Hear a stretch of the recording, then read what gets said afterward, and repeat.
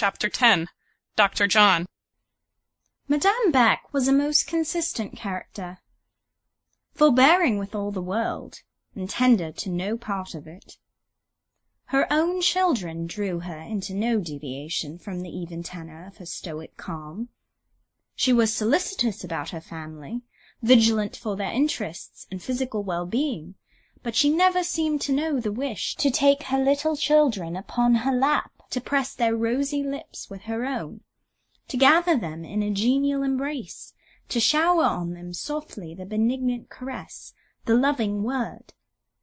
I have watched her sometimes sitting in the garden, viewing the little bees afar off, as they walked in a distant alley with Trinette, their bonne. In her mien spoke care and prudence. I know she often pondered anxiously what she called leur avenir. But if the youngest, a puny and delicate but engaging child, chanced to spy her, broke from its nurse, and toddling down the walk, came all eager and laughing and panting to clasp her knee, Madame would just calmly put out one hand so as to prevent inconvenient concussion from the child's sudden onset. Prends garde, mon enfant, she would say, unmoved, patiently permit it to stand near her a few moments, and then, without smile or kiss or endearing syllable, rise and lead it back to Trinette. Her demeanour to the eldest girl was equally characteristic in another way. This was a vicious child. Quelle peste que cette Desiree! Quel poison que cet enfant-là! Were the expressions dedicated to her, alike in kitchen and in schoolroom. Amongst her other endowments, she boasted an exquisite skill in the art of provocation, sometimes driving her bonne and the servants almost wild.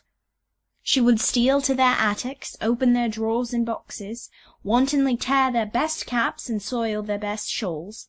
She would watch her opportunity to get at the buffet of the salle à manger, where she would smash articles of porcelain or glass, or to the cupboard of the store-room, where she would plunder the preserves, drink the sweet wine, break jars and bottles, and so contrive as to throw the onus of suspicion on the cook and the kitchen-maid. All this when Madame saw, and of which, when she received report, her sole observation, uttered with matchless serenity, was, Désirée a besoin d'une surveillance toute particulière. Accordingly, she kept this promising olive branch a good deal at her side. Never once, I believe, did she tell her faithfully of her faults, explain the evil of such habits, and show the results which must thence ensue. Surveillance must work the whole cure. It failed, of course. Desiree was kept in some measure from the servants, but she teased and pillaged her mamma instead. Whatever belonging to Madame's work-table or toilet she could lay her hands on, she stole and hid. Madame saw all this, but she still pretended not to see. She had not rectitude of soul to confront the child with her vices. When an article disappeared whose value rendered restitution necessary, she would profess to think that Desiree had taken it away in play, and beg her to restore it. Desiree was not to be so cheated. She had learned to bring falsehood to the aid of theft, and would deny having touched the brooch, ring, or scissors. Carrying on the hollow system, the mother would calmly assume an air of belief, and afterwards ceaselessly watch and dog the child till she tracked her to her hiding-places, some hole in the garden wall, some chink or cranny in garret or outhouse. This done, Madame would send Desiree out for a walk with her bonne, and profit by her absence to rob the robber. Desiree proved herself the true daughter of her astute parent, by never suffering either her countenance or manner to betray the least sign of mortification on discovering the loss. The second child, Fifine, was said to be like its dead father. Certainly, though the mother had given it her healthy frame, her blue eyes, and ruddy cheek, not from her was derived its moral being. It was an honest, gleeful little soul. A passionate, warm-tempered, bustling creature it was too, and of the sort likely to blunder often into perils and difficulties. One day it bethought itself to fall from top to bottom of a steep flight of stone steps, and when Madame, hearing the noise, she always heard every noise, issued from the salle à manger and picked it up, she said quietly, Cet enfant a un os cassé. At first we hoped this was not the case. It was, however, but too true. One little plump arm hung powerless. Let Miss, Meaning me, take her. said Madame. Et qu'on aille tout de suite chercher un fiacre. In a fiacre she promptly, but with admirable coolness and self-possession, departed to fetch a surgeon. It appeared she did not find the family surgeon at home, but that mattered not. She sought until she laid her hand on a substitute to her mind, and brought him back with her. Meantime I had cut the child's sleeve from its arm, undressed, and put it to bed. We none of us, I suppose, by we I mean the bonne, the cook, the portress, and myself, all which personages were now gathered in the small and heated chamber, looked very scrutinizingly at the new doctor when he came into the room. I, at least, was taken up with endeavouring to soothe Fifine, whose cries, for she had good lungs, were appalling to hear. These cries redoubled in intensity as the stranger approached her bed. When he took her up, "Let alone," she cried passionately in her broken English, for she spoke English as did the other children. "I will not you. I will Dr. Belial." And Dr. Belial is my very good friend, was the answer, in perfect English. but he is busy at a place 3 leagues off, and I am come in his stead. So now, when we get a little calmer, we must commence business, and we will soon have that unlucky little arm bandaged and in right order. Hereupon he called for a glass of eau sucrée, fed her with some spoonfuls of the sweet liquid. Fifine was a frank gourmand. Anybody could win her heart through her palate. Promised her more when the operation should be over, and promptly went to work. Some assistance being needed, he demanded it of the cook, a robust, strong-armed woman, but she, the portress and the nurse, instantly fled. I did not like to touch that small, tortured limb, but thinking there was no alternative, my hand was already extended to do what was requisite. I was anticipated. Madame Beck had put out her own hand. Hers was steady, while mine trembled. Ça vaudra mieux, said the doctor, turning from me to her. He showed wisdom in his choice. Mine would have been feigned stoicism, forced fortitude. Hers was neither forced nor feigned. Merci, madame. Très bien, fort bien, said the operator when he had finished. Voilà un sang-froid bien opportun, et qui vaut 1000 élans de sensibilité déplacée. He was pleased with her firmness, she with his compliment. It was likely, too, that his whole general appearance, his voice, mien, and manner, wrought impressions in his favour. Indeed, when you looked well at him, and when a lamp was brought in, for it was evening and now waxing dusk, you saw that unless Madame Beck had been less than woman, it could not well be otherwise. This young doctor, he was young, had no common aspect. His stature looked imposingly tall in that little chamber, and amidst that group of Dutch-made women. His profile was clear, fine, and expressive. Perhaps his eye glanced from face to face rather too vividly, too quickly, and too often, but it had a most pleasant character, and so had his mouth. His chin was full, cleft, Grecian, and perfect. As to his smile, one could not in a hurry make up one's mind as to the descriptive epithet it merited. There was something in it that pleased, but something, too, that brought surging up into the mind all one's foibles and weak points, all that could lay one open to a laugh. Yet Fifine liked this doubtful smile, and thought the owner genial. Much as he had hurt her, she held out her hand to bid him a friendly good night. He patted the little hand kindly, and then he and Madame went downstairs together, she talking in her highest tide of spirits and volubility, he listening with an air of good-natured amenity, dashed with that unconscious, roguish archness I find it difficult to describe. I noticed that though he spoke French well, he spoke English better. He had, too, an English complexion, eyes and form. I noticed more. As he passed me in leaving the room, turning his face in my direction one moment, not to address me but to speak to Madame, yet so standing that I almost necessarily looked up at him, a recollection which had been struggling to form in my memory since the first moment I heard his voice, started up, perfected.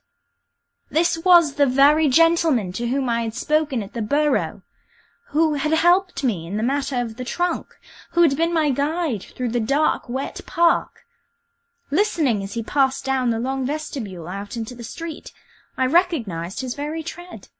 It was the same firm and equal stride I had followed under the dripping trees. It was to be concluded that this young surgeon-physician's first visit to the Rue Fossette would be the last. The respectable Dr. Belial being expected home the next day, there appeared no reason why his temporary substitute should again represent him. But the fates had written their decree to the contrary. Dr. Belial had been summoned to see a rich old hypochondriac at the antique university town of Boucan-Moise, and upon his prescribing change of air and travel as remedies, he was retained to accompany the timid patient on a tour of some weeks. It but remained, therefore, for the new doctor to continue his attendance at the Rue Fossette. I often saw him when he came, for Madame would not trust the little invalid to Trinette, but required me to spend much of my time in the nursery. I think he was skilful. Fifine recovered rapidly under his care, yet even her convalescence did not hasten his dismissal. Destiny and Madame Beck seemed in league, and both had ruled that he should make deliberate acquaintance with the vestibule, the private staircase, and upper chambers of the Rue Fossette. No sooner did Fifine emerge from his hands than Desiree declared herself ill. That possessed child had a genius for simulation, and captivated by the attentions and indulgences of a sick-room, she came to the conclusion that an illness would perfectly accommodate her tastes, and took her bed accordingly. She acted well, and her mother still better, for while the whole case was transparent to Madame Beck as the day, she treated it with an astonishingly well-assured air of gravity and good faith. What surprised me was that Dr. John, so the young Englishman had taught Fifine to call him, and we all took from her the habit of addressing him by this name, till it became an established custom, and he was known by no other in the Rue Fossette, that Dr. John consented tacitly to adopt Madame's tactics, and to fall in with her manoeuvres. He betrayed, indeed, a period of comic doubt, cast one or two rapid glances from the child to the mother, indulged in an interval of self-consultation, but finally resigned himself with a good grace to play his part in the farce. Desiree ate like a raven, gambolled day and night in her bed, pitched tents with the sheets and blankets, lounged like a Turk amidst pillows and bolsters, diverted herself with throwing her shoes at her bonne and grimacing at her sisters, overflowed, in short, with unmerited health and evil spirits, only languishing when her mamma and the physician paid their diurnal visit. Madame Beck, I knew, was glad at any price to have her daughter in bed out of the way of mischief, but I wondered that Dr. John did not tire of the business. Every day, on this mere pretext of a motive, he gave punctual attendance. Madame always received him with the same empressement, the same sunshine for himself, the same admirably counterfeited air of concern for her child. Dr. John wrote harmless prescriptions for the patient, and viewed her mother with a shrewdly sparkling eye. Madame caught his rallying looks without resenting them. She had too much good sense for that. Supple as the young doctor seemed, one could not despise him. This pliant part was evidently not adopted in the design to curry favour with his employer. While he liked his office at the pensionnat and lingered strangely about the Rue Fossette, he was independent, almost careless in his carriage there. And yet, too, he was often thoughtful and preoccupied.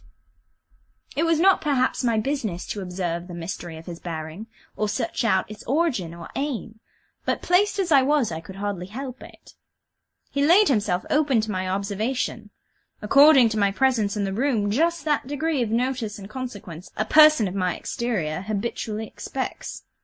That is to say, about what is given to unobtrusive articles of furniture, chairs of ordinary joiner's work, and carpets of no striking pattern. Often, while waiting for Madame, he would muse, smile, watch, or listen, like a man who thinks himself alone. I, meantime, was free to puzzle over his countenance and movements, and wonder what could be the meaning of that peculiar interest and attachment, all mixed up with doubt and strangeness, and inexplicably ruled by some presiding spell which wedded him to this demi-convent, secluded in the built-up core of a capital. He, I believe, never remembered that I had eyes in my head, much less a brain behind them. Nor would he ever have found this out, but that one day, while he sat in the sunshine, and I was observing the colouring of his hair, whiskers, and complexion, the whole being of such a tone as a strong light brings out with somewhat perilous force. Indeed, I recollect I was driven to compare his beamy head in my thoughts to that of the golden image which Nebuchadnezzar the king had set up. An idea, new, sudden, and startling, riveted my attention with an overmastering strength and power of attraction. I know not to this day how I looked at him. The force of surprise and also of conviction made me forget myself, and I only recovered wonted consciousness when I saw that his notice was arrested, and that it had caught my movement in a clear little oval mirror fixed in the side of the window recess, by the aid of which reflector Madame often secretly spied persons walking in the garden below. Though of so gay and sanguine a temperament, he was not without a certain nervous sensitiveness which made him ill at ease under a direct inquiring gaze. On surprising me thus, he turned and said, in a tone which, though courteous, had just so much dryness in it as to mark a shade of annoyance, as well as to give to what was said the character of a rebuke. Mademoiselle does not spare me. I am not vain enough to fancy that it is my merits which attract her attention. It must then be some defect. Dare I ask, what? I was confounded, as the reader may suppose, yet not with an irrevocable confusion, being conscious that it was from no emotion of incautious admiration, nor yet in a spirit of unjustifiable inquisitiveness that I had incurred this reproof. I might have cleared myself on the spot, but would not. I did not speak. I was not in the habit of speaking to him. Suffering him, then, to think what he chose, and accuse me of what he would, I resumed some work I had dropped, and kept my head bent over it during the remainder of his stay. There is a perverse mood of the mind which is rather soothed than irritated by misconstruction, and in quarters where we can never be rightly known, we take pleasure, I think, in being consummately ignored. What honest man, on being casually taken for a housebreaker, does not feel rather tickled than vexed at the mistake? End of Chapter 10.